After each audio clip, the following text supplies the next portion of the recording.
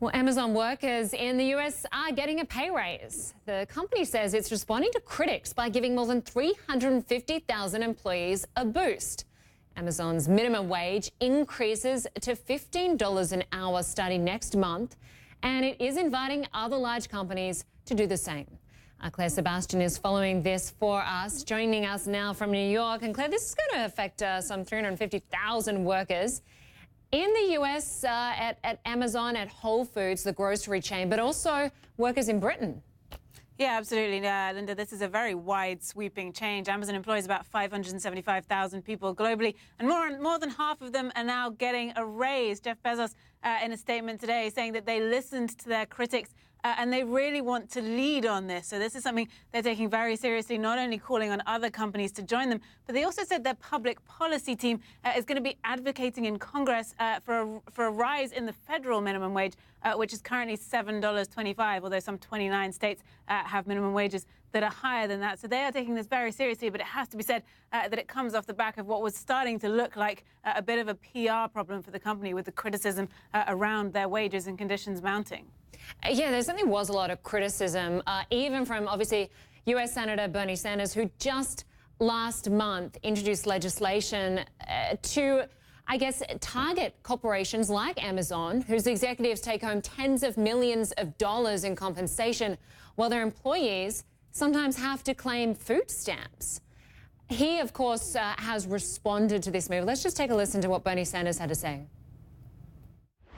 What Mr. Bezos today has done is not only enormously important for Amazon's hundreds of thousands of employees, it could well be, and I think it will be, a shot heard around the world.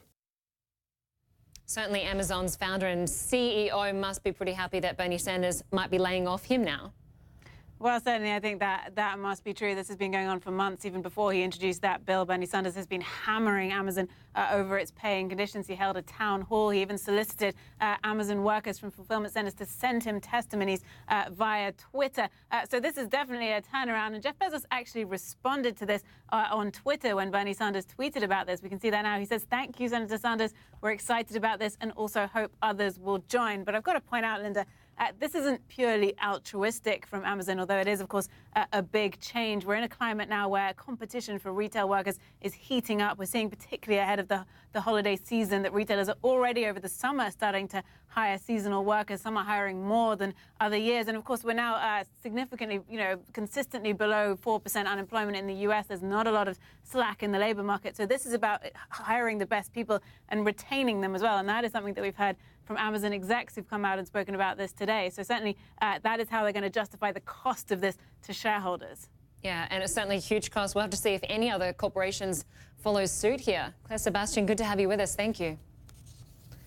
Well, a bittersweet historic achievement. For the first time in 55 years, the Nobel Prize in Physics has been awarded to a woman. It was shared between 3 people for inventions in laser physics.